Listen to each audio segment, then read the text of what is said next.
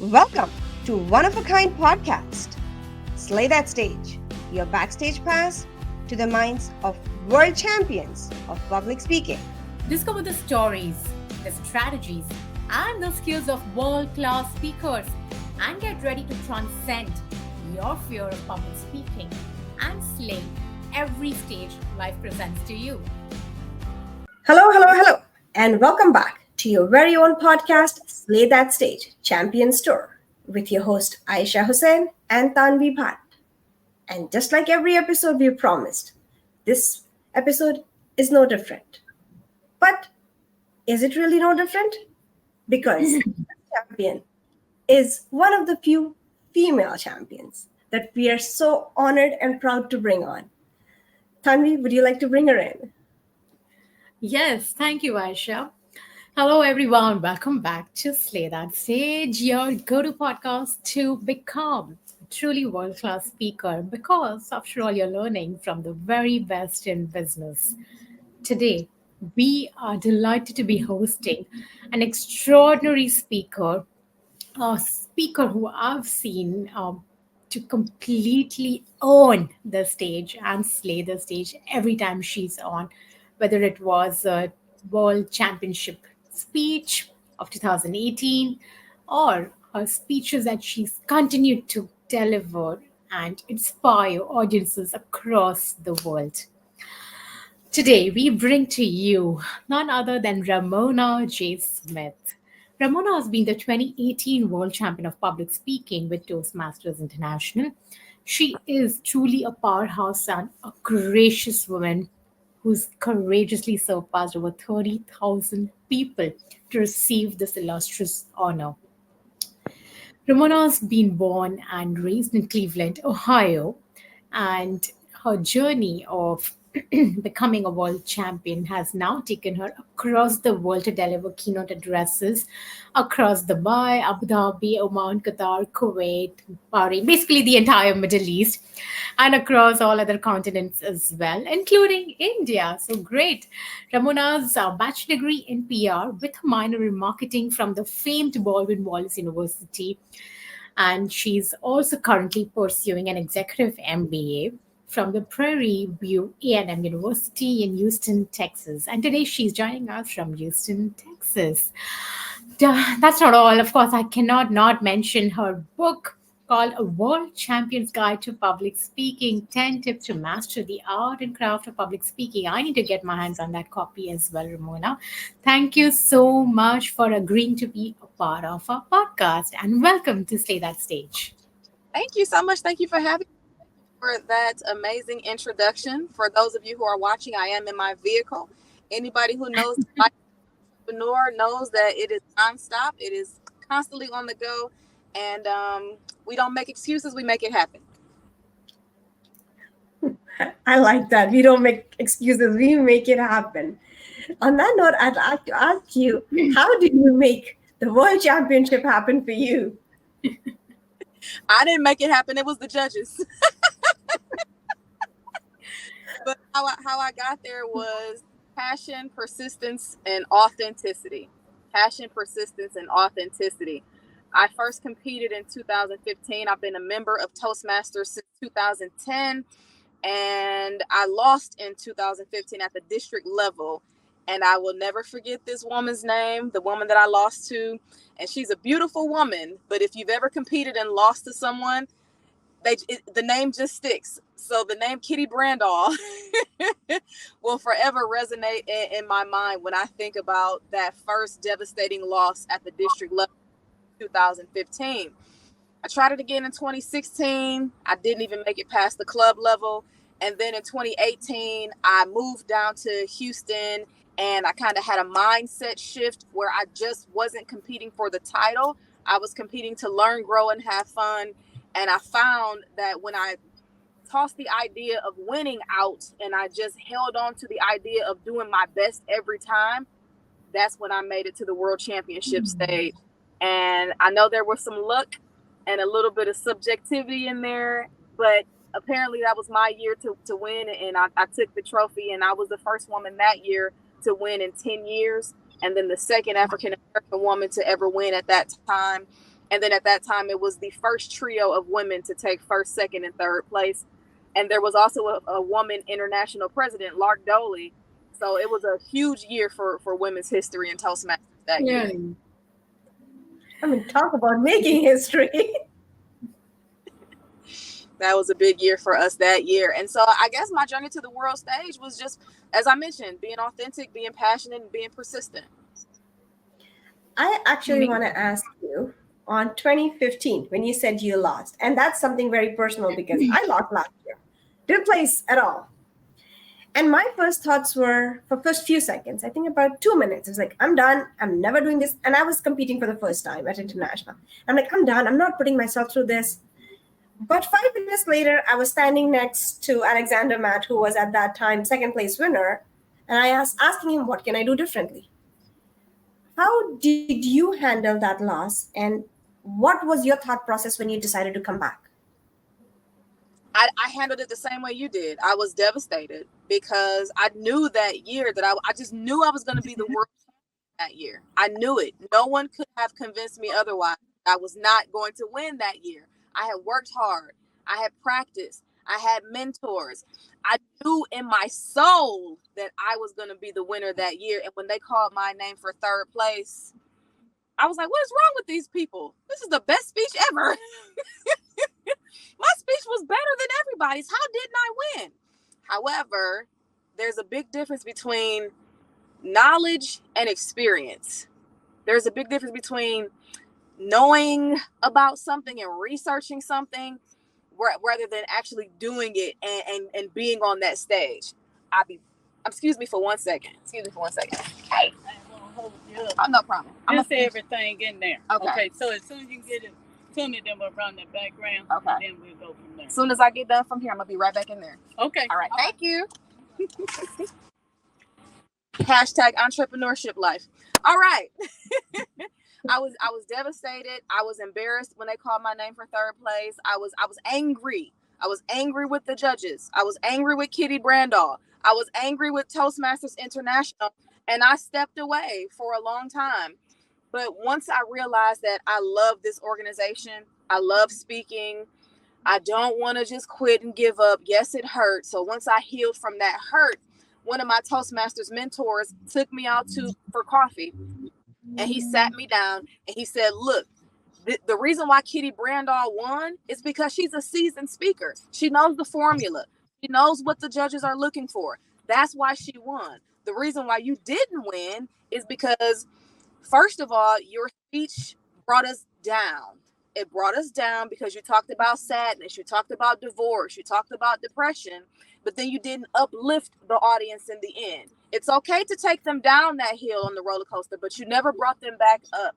Nobody wants to leave a Toastmasters contest feeling sad and like they want to hug you and cry with you. They want to feel empowered. They want to feel motivated. He also said my speech craft on stage, I didn't have any real solid intentional stage movement. That was another thing. I didn't know. I had never heard of a hologram before of here, here, and here.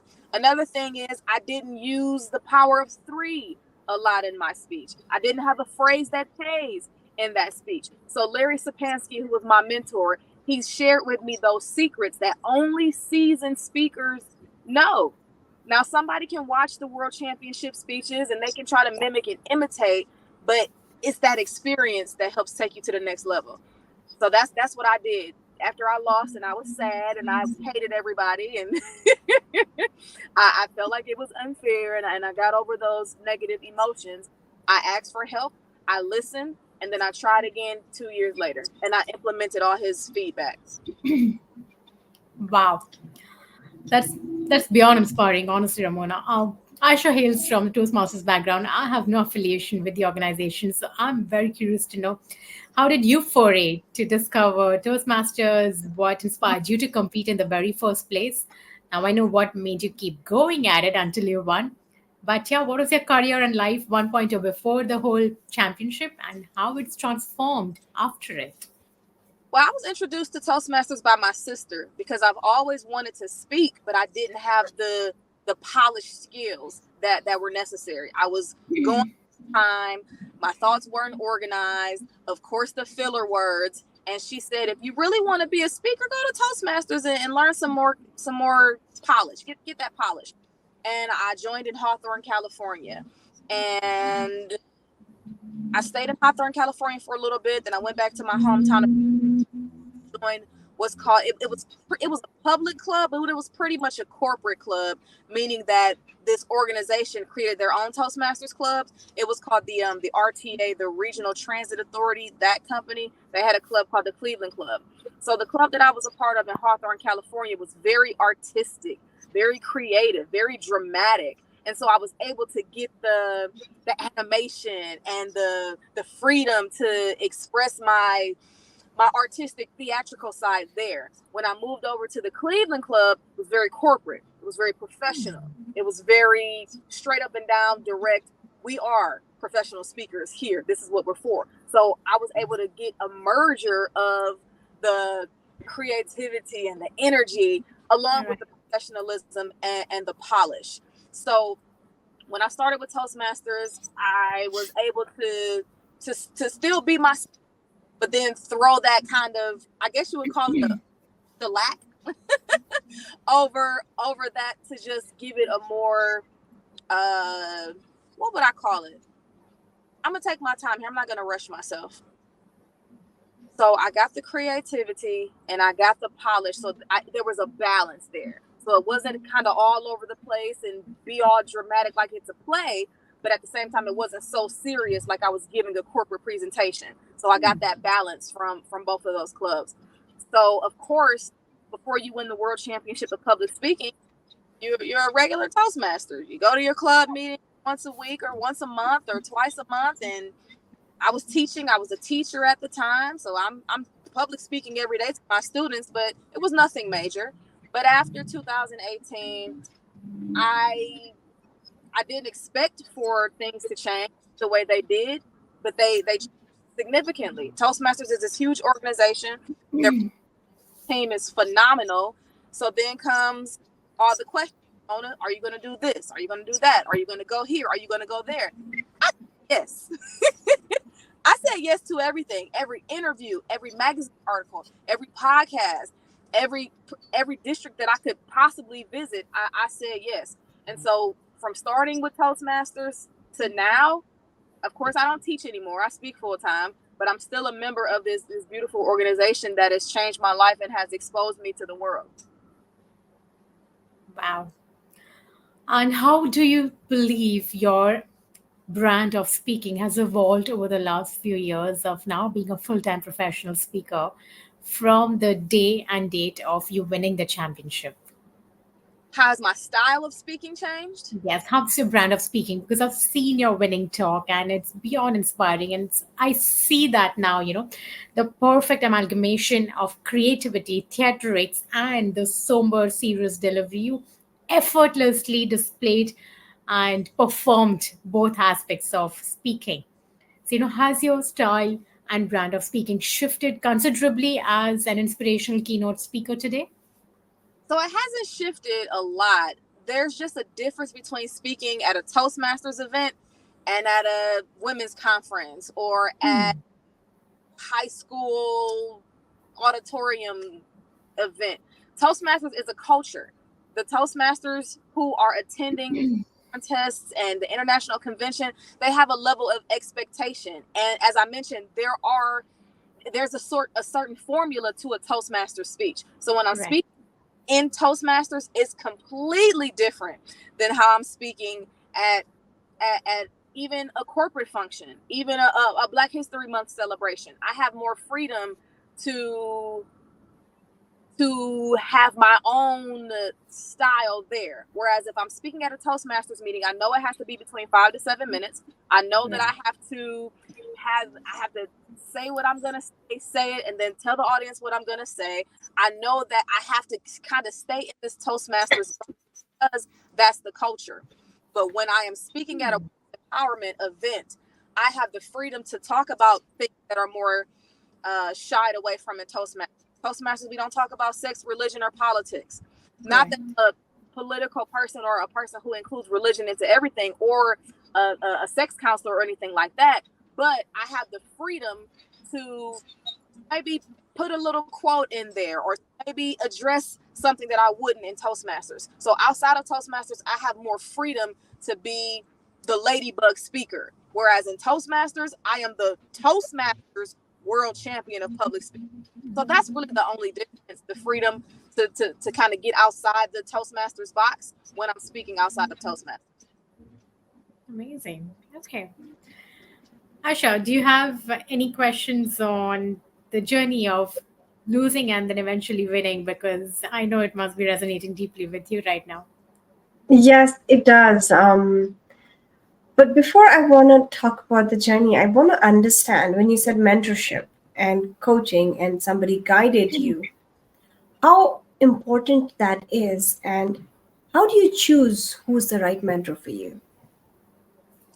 That is a good question. I'm just going to use myself for example. I knew that I wanted to work with Larry because one, Larry had already done what I wanted to do. When you are competing in Toastmasters, there are going to be a lot of Toastmasters who have never competed, but they want to tell you how to compete. A lot of Toastmasters who have never written a competitive speech, but they want to tell you what you should enter and insert into your speech or omit from your speech. So when I chose Larry and I chose to listen to him, it's because Larry's a competitive speaker. Larry's made it to the semifinals. Larry's friends have made it to the big stage. He was a reliable source. He was an authoritative figure. He was a member, of Toastmasters. So it was in alignment with what I wanted to do. A lot of mistakes that Toastmasters members make when they're competing is they get all their feedback either from someone who's outside of this organization or from someone who has never competed. So of course, with mentorship in any area, in any aspect of life, get a mentor who has already done what you want to do. So that way it's not the blind leading the blind. It is somebody already mapping you out the path that they've already walked.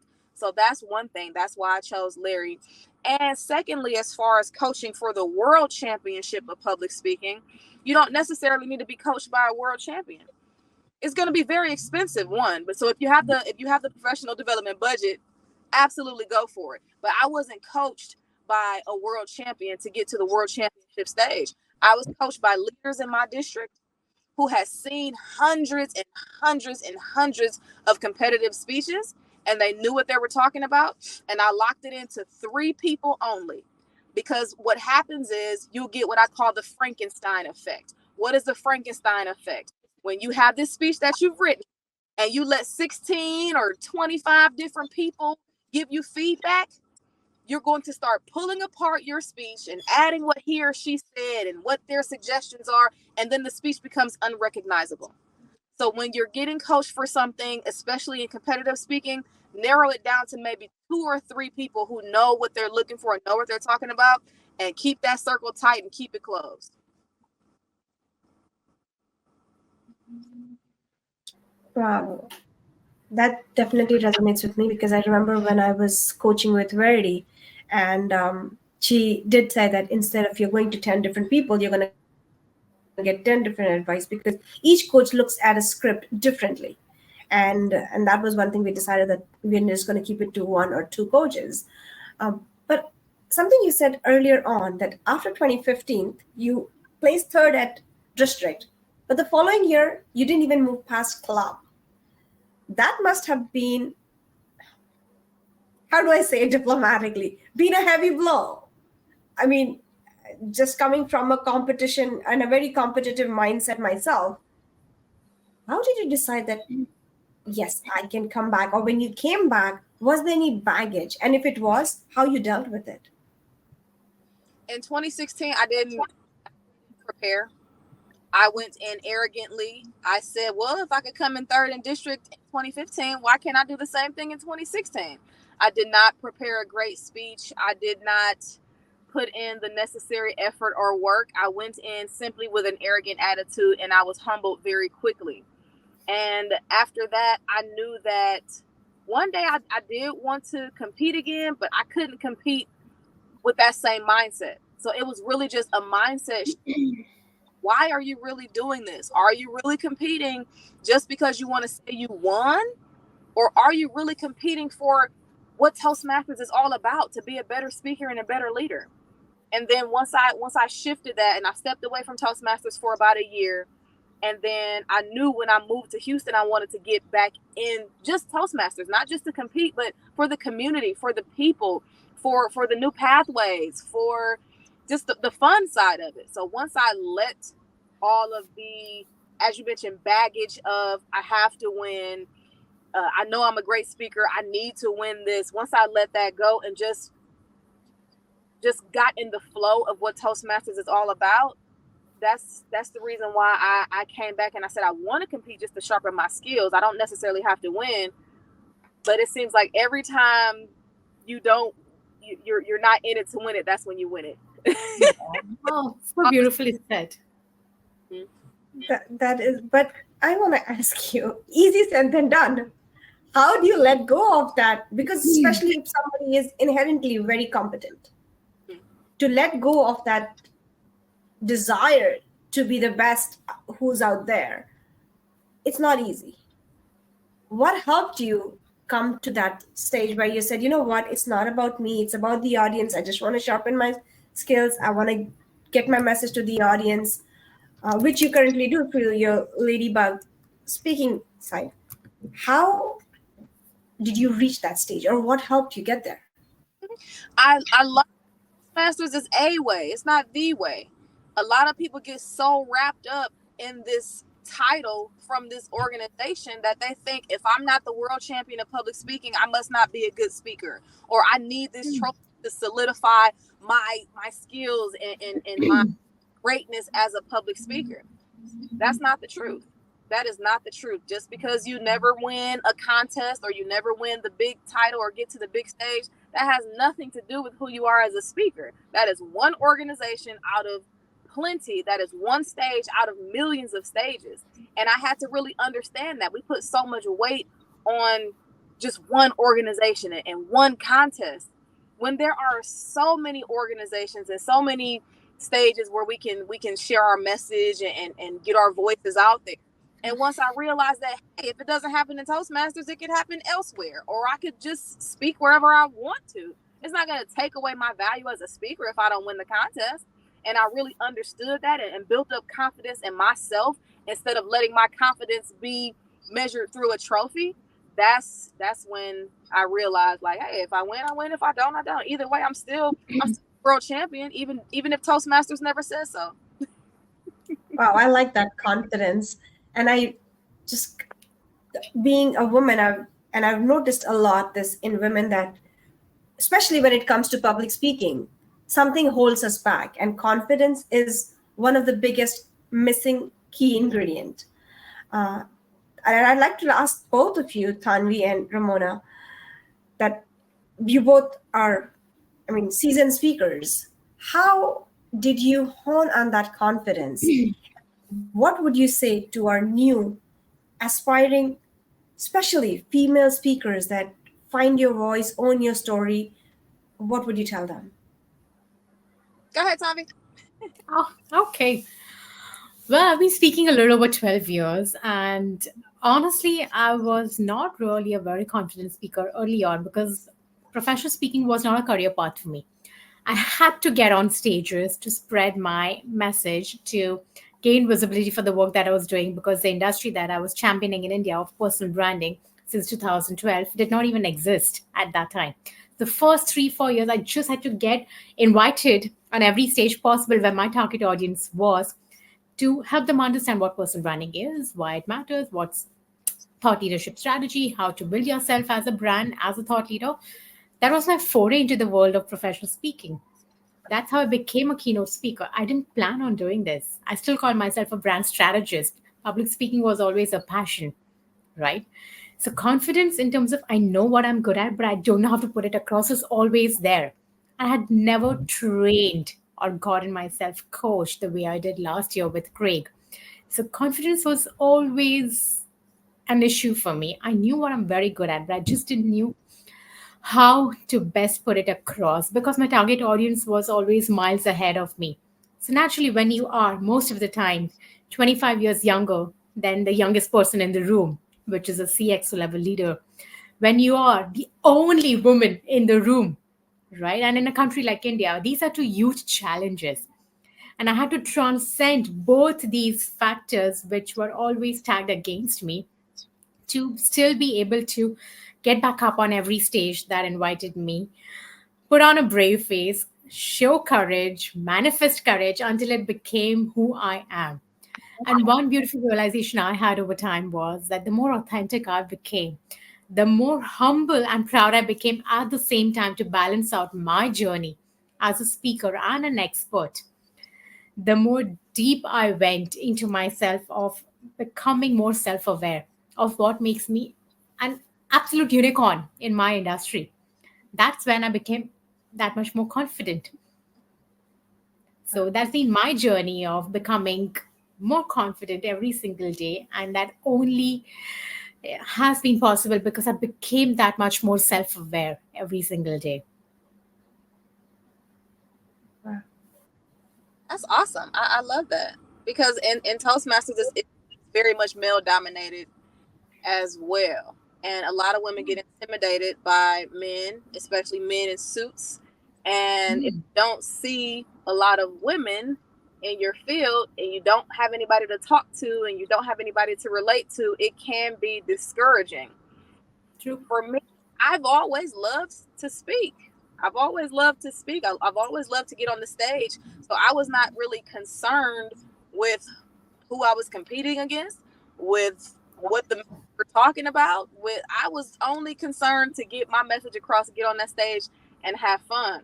So for the women who feel like maybe they're intimidated because they are in a male-dominated field, or maybe they feel intimidated because they're young and they may not have any experience, you got to keep trying, keep getting out there. It's going to probably be a little uncomfortable at first, but the more experience you get and the more prepared you are and the more knowledge you learn, it's going to help grow your confidence. So keep getting on stages. And then when you get off the stage, take inventory.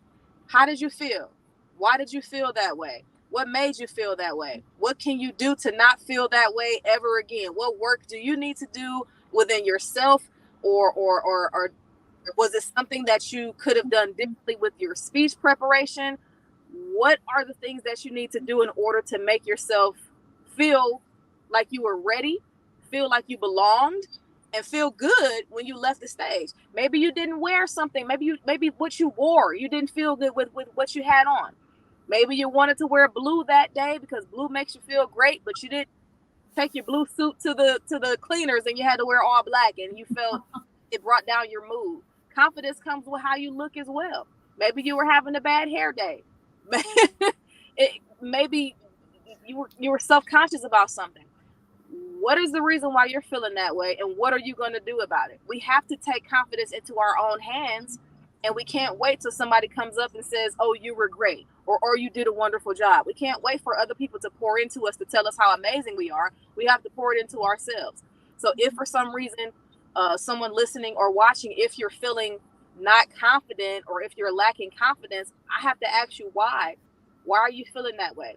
If you feel that way because you're too young, you have to ask yourself, well, I'm young, but if they've given me this experience or this platform to speak on, then obviously I have something. Maybe you're in a male-dominated field and they ask you to come give a talk and all the men are looking at you like this. It's not your job to make friends. It's your job to deliver a message, and it's your job to get up there and speak clearly and communicate the message. But it's not your job to change yourself in order for you to try to fit in. So it really goes back to authenticity. Do you feel like you can't be yourself? If so, why not? Maybe you're speaking in front of the wrong crowd.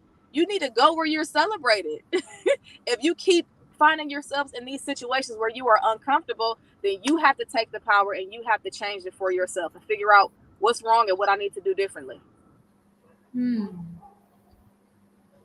So thank you for that beautiful answer from both. And to summarize, I'm understanding self-awareness and perseverance and taking a step back and seeing what I can do differently and why am I feeling not confident is my takeaway from this. And self I celebration, actually, I think that's very important because, unless you celebrate yourself, like you rightly said, it really doesn't matter who else is celebrating you or not. And I learned this the hard way as well because I really wanted the world to celebrate me when I was not celebrating myself. Like I knew I bring value on the table, but I was not authentically owning it with humility and pride and celebrating my unique perspective. So that's also extremely important. A lot of women out there think it's not a big deal for them to know something or do something or have done something or built something or achieved something, right? They're playing so small. So I would love to ask you actually, Ramona, we are in minority any which ways, right? In every sense of word. And plus, when we check more boxes, when we belong to different classes and sections of minority, it becomes even more difficult to get invited and to be a part of certain clubs and cults that we know are predominated by a certain section of society. What has been your experience in that? Having happened to you, how did you transcend that? How did you not let it affect your confidence? And how did you build yourself after this whole amazing victory? It's kind of what I mentioned earlier. I go where I'm celebrated. If for Hmm. someone does not want me to be their speaker because of the way I look, that is your loss, my that Right. is you. That's a disadvantage. You're taking away something special that could have been given to that audience. I go where I'm wanted. I go where my I follow my tribe. If there's an event or something happening and I want to be involved and for some reason I get a no, I feel like rejection is protection. It must have been protecting me from something that wasn't meant for me.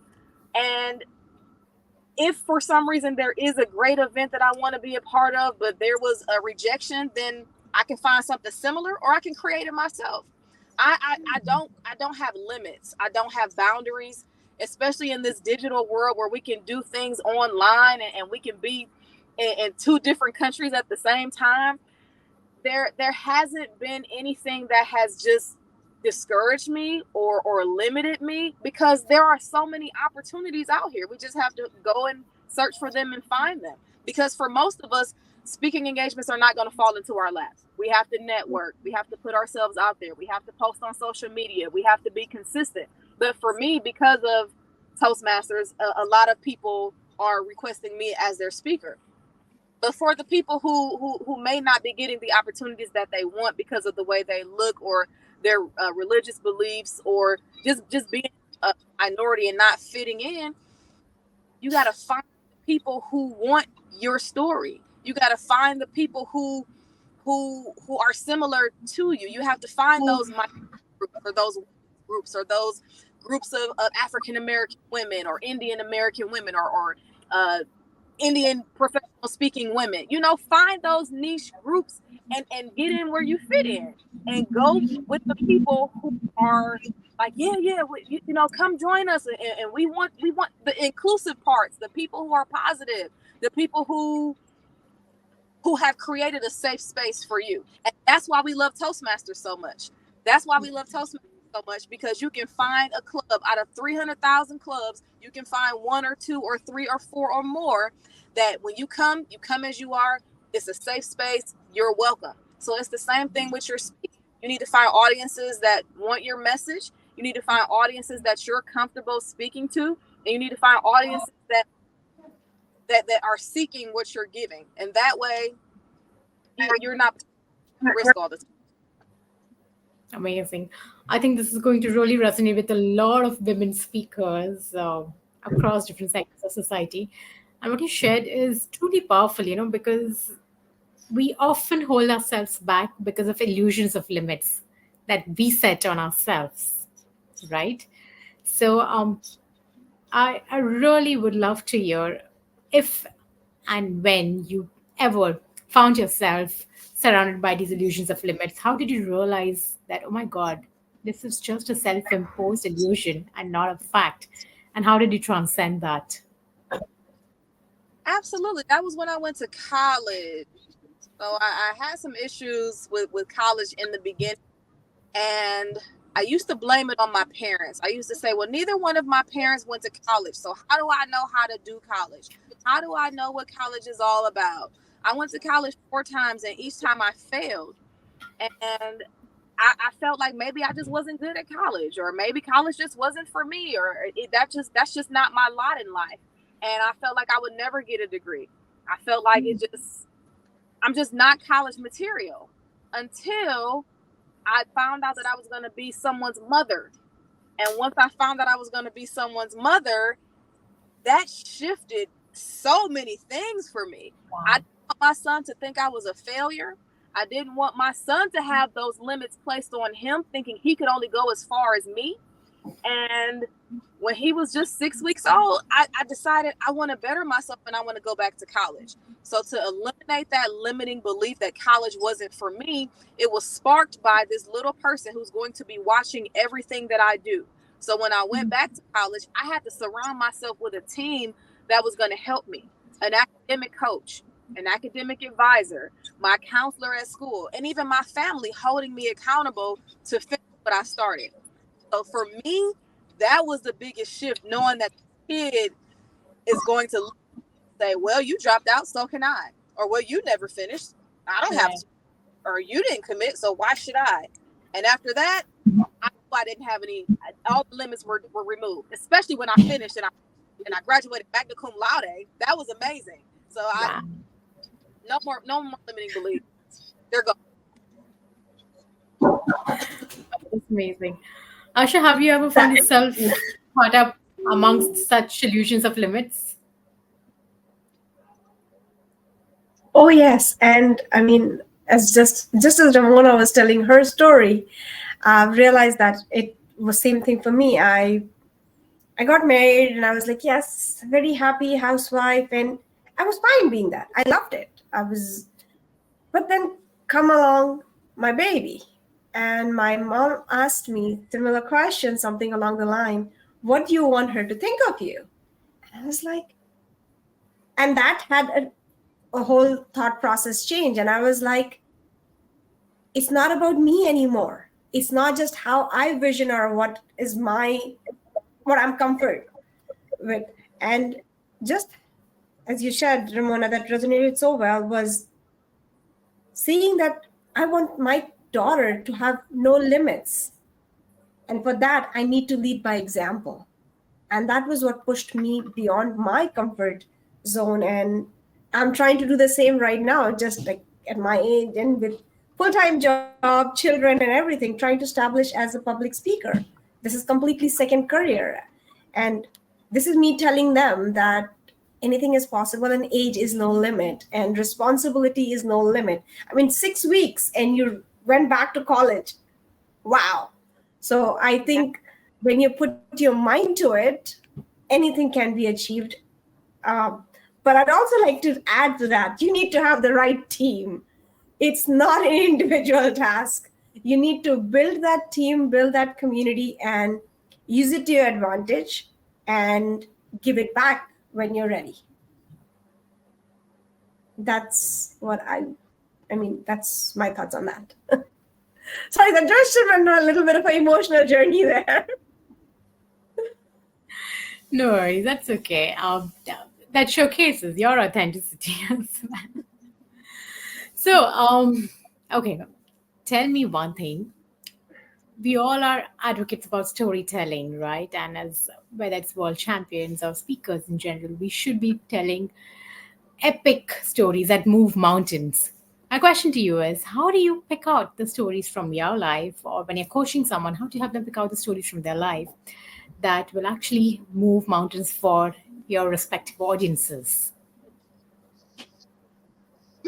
The story be authentic. The story needs to be something that changed your life, and it needs to be something from the heart. It needs to be something that is going to evoke those emotions. So I believe there are 6 emotions that we feel all the time. I believe it's happiness, sadness, disgust, fear. I want to say anger. Did I say anger already? Nope. Anger, fear, happiness, sadness, disgust, and I want to say the last one is love. I kind of want to say is love, but those feelings, the stories that are going to evoke those emotions. Where is there a part in the story where you were angry? Is there a part in the story where you were sad? Is there a part in the story where you were disgusted? Is there a part in the story that had you feeling fearful? What is the story that is going to evoke those emotions, but still be authentic and realistic? Yes, we can do some embellishments here and there, but one of my core values is authenticity, and we know that we mirror emotions, so it has to be something that is going to make people feel what you're saying. So I like to keep things very simple. So something that is authentic to you and something that is going to evoke those emotions. So, sometimes I've seen people go overboard when they're actually reliving the story, especially if they've not really been coached well. They don't know when to stop being vulnerable and they start victimizing themselves. Have you ever seen any such examples of people who go completely overboard with vulnerability? So they sound like victims, right? And what is the fine line in your opinion? Not to just skip that fine line, you have to be absolutely contained behind it. Well, I mean, it depends on the setting. It really depends on the setting. So if you're talking about a Toastmaster speech, you don't have time to get caught up in yourself because you only have 1.5 minutes to get in and get out. And Right. we know that it's not about us. We're telling the story to inspire, to motivate, to persuade, to inform. So if you get stuck too much on yourself, then it becomes an autobiography. It no longer becomes a speech. So I Yeah. think the fine line is knowing how to tell your story and to share your story, but not making it all about you. What is the purpose of you telling the story? Is it for therapy? Are you on the stage for therapy? Or is there a message behind what you're saying? Okay. Have you ever made the mistake of going a slightly overboard, not at Toastmasters, any other time in your life, perhaps got caught up in the story, or any other time that you failed on the stage for whatever reason, and how do you overcome that in real time? Well, nowadays is not so common because of my experience, but earlier in my career, in my speaking aspirational journey, that's the reason why I joined Toastmasters, because I would just go on and on and on and on and on, and I wouldn't know how to land. I was just Right.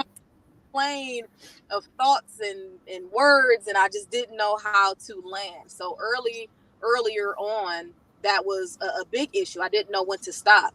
And then my background is I grew up in the Baptist church. And in the Baptist church, when you are sharing a testimony, there is no time limit. You just keep going on and on and on. Or sometimes when the pastor is preaching, he'll go over time because he's overtaken by the feels and the emotions. And I had to understand that that's not how it works with professional speaking. That's the difference between someone who loves to talk and a professional speaker. You gotta respect people's time. Well, respecting people's time, and then that also says the Toastmasters, you get disqualified. You go beyond it, especially in the contest. If it's not a contest speech, they'll politely wave you down saying that, hey, time's up. But when you said respecting of time, I want to ask you, on your professional journey, and sometimes you're following another speaker. Has ever happened to you where the speaker prior to you went over time and you had to cut your speech short to manage that time? Yes, that just happened to me at a district conference, and it shortened my workshop about 15 minutes. That is not a good feeling, especially when you prepare in advance and your timing is spot on, and then you have to shorten up everything that you wanted to say. That's not fair to the other speakers, and it's not fair to the audience because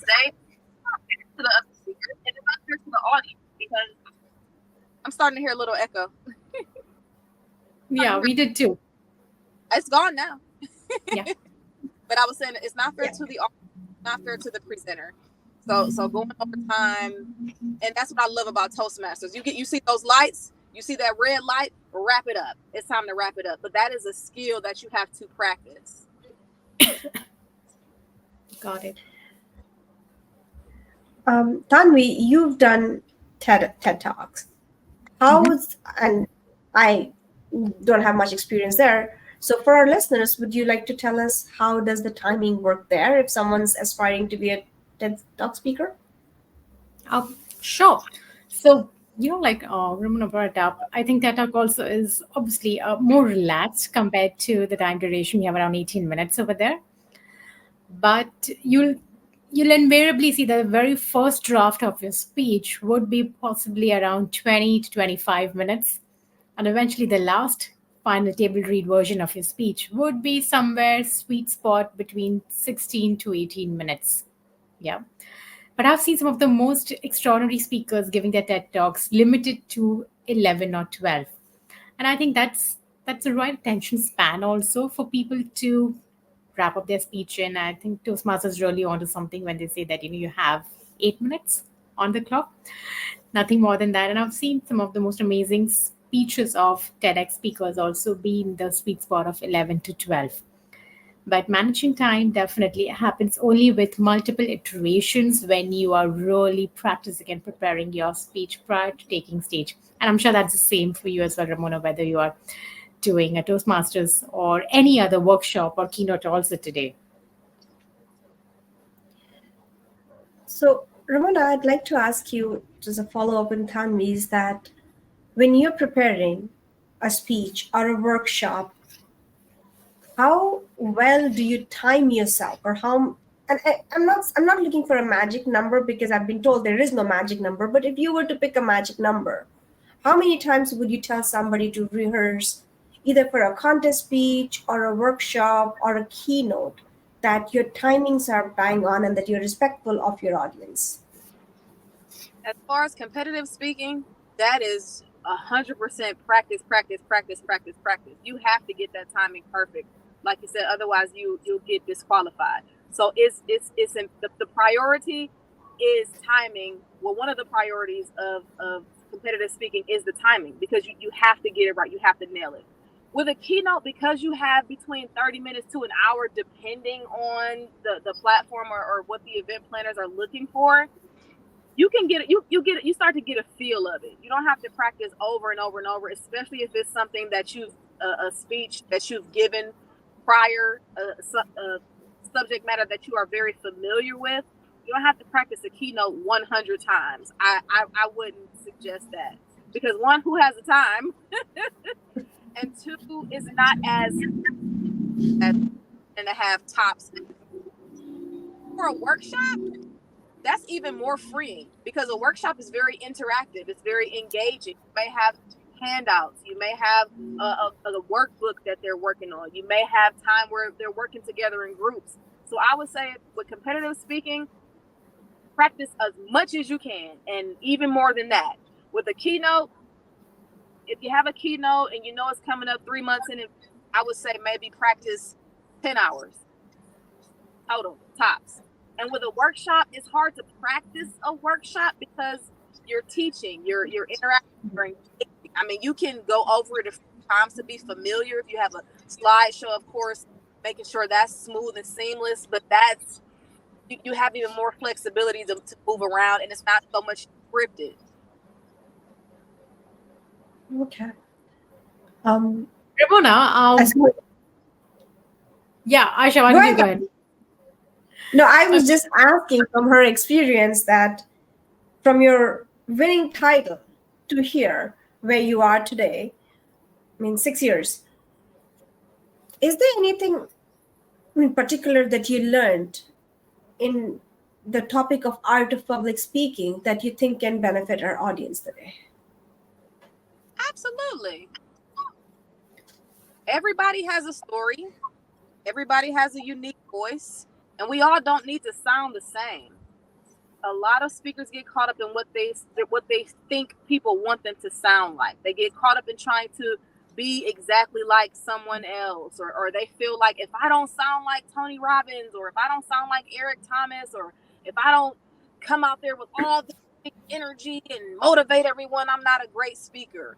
Or if I don't have the vernacular, or if I don't have the education, we always feel like we're not enough. We always feel like we're not enough and we need to be more as speakers. But the truth of the matter is, there is someone who needs to hear the message from you, from someone who sounds like you, from someone who looks like you, from someone with the same level as you, and they just want you, because only you can tell your story. Only you can use your own voice to share whatever message that you have with the audience. You don't have to be like anybody else. Of course, there's always room for improvement, but stop being so afraid to be who you are. Somebody needs your message somewhere on this planet. Trust me. You don't have to go to great lengths to be some type of outstanding speaker. You can really just be yourself and sharpen those skills, sharpen those areas where you need improvements, and just show up as who you are. Thank you. That was beautifully said. Tanu, you want to take it? Yes, I wanted to ask you, I have a follow-up question on what I just said. Humor is extremely important, if you really want to be an extraordinary speaker while telling your stories. I would love to know how you use humor today as a medium to share deep, thought provoking messages. Has your style of speaking, including humor, evolved since you're winning the championship? Oh, humor is a tough topic for me because I haven't sat down and really analyzed it. Some people have really sat down and researched what makes things funny, what makes people laugh. I'm just naturally funny. So I don't know if it's because I watch a lot of comedies and I just kind of pick up the cadence and pick up the rhythm and pick up the timing of when something funny should be said. I don't have any formal training in humor. I just know that I'm funny. And when talking about humor, I think a good place to start is, do people tell you you're funny? Do you make people laugh? And if so, then you don't have to work super hard at it. Someone who's maybe a little more dry, or someone who's maybe more serious all the time. But I use humor because it lightens the mood and it connects us. Because even if we don't speak the same language, or even if there's some type of language barrier, when something funny happens, we're all going to laugh. Laughing breaks the ice. Laughing, comic relief if you're talking about a heavy subject. So I love to incorporate humor, but not too much to the point where people think that it's a stand-up comedian show. Oh, she's a comedian. Oh, this is not a speech. This is a comedy act. It's not. So understanding how much humor to incorporate is important to me, and understanding how to not be offensive with humor, and understanding how to not overdo it. Interesting.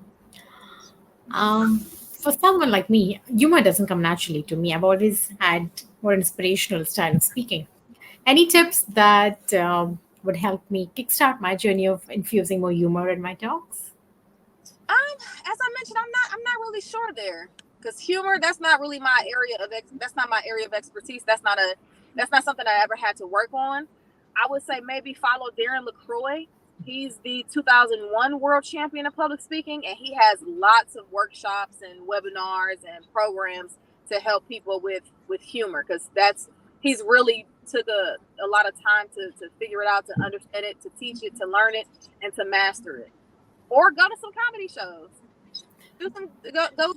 Go watch some comedy shows, or watch comedians online, or maybe sign up for an improv class. Like if they have like an improv workshop in your maybe online or in your area. Right. Be around other funny people. Got it. Find more funny people. Noted. On that note, I'd like to bring in the question from our next guest, Ramona, for you. I would ask the next. No, sorry. I'm bringing the question from the next guest for you right now. My message is to the next speaker is this. When you're speaking all over and you're traveling and it's hectic and your body starts to suffer your family starts to suffer, what keeps you going? What makes you say, I should do a little bit more and not just stop and give up? Oh, I love Muhammad Katani so much. I love him so much. I was able to travel with him and share the stage with him at the Eshraqat celebration in Abu Dhabi. Oh my God, he's such a wonderful man. To answer his question, what keeps you going when you start to get stressed out, when you're away from family, when you're just traveling and your body is exhausted and you get overwhelmed? For me, it's the passion. It's the knowing that this is what I was put on this planet to do. For me, it's bigger than just getting on a stage and speaking. I know that this is what I was put on this planet to do. And if I don't do that, somebody is missing out. And I know that if I have a gift and I don't give it, it's not a gift. Now I'm hoarding, and I don't want to hoard things that other people may need. So what keeps me going is the understanding that if I'm not doing this, I'm doing someone a disservice. If I'm not doing this, if I choose to quit, that would be very selfish. And if I choose to give up, or if I make excuses about what I know needs to get done, then that's me. I'm going against my purpose. I'm going against my why. I'm going against the reason why I know I was placed on this earth. And that's what keeps me going, my passion and my purpose, and knowing that I have this gift that I must give to someone, because it could potentially change their life. One word, one sentence, one phrase, one laugh, one look. It could transform someone's life. And if I've been gifted with that, I got to keep going. Wow. Tanvi, that I think is beautiful message for our audience. Your message, what can change lives, your passion, keep going. Your final thoughts on that? Well, it's been absolutely insightful, entertaining and insightful. The last one, I'm talking to you, Ramona. Thank you so much for sharing some powerful phrases that are going to stick with us. Some deep insights from your journey as a speaker and a world champion that's not only made me expand my thinking on how to approach the art and craft of speaking in my own journey and career. But I'm sure many, many aspiring speakers out there in the audience are going to look at this passion of being of service, not just being a speaker, and hone their craft with a deep sense of reverence for what they do and not just look at it as a profession. So, thank you so much for bringing in that perspective for us as well as our audience today, for sharing some beautiful reminders from your own journey that's definitely left an aha moment in my soul, and I'm sure for Aisha as well. So, thank you so much for gracing our stage, our virtual stage, I'll say that stage.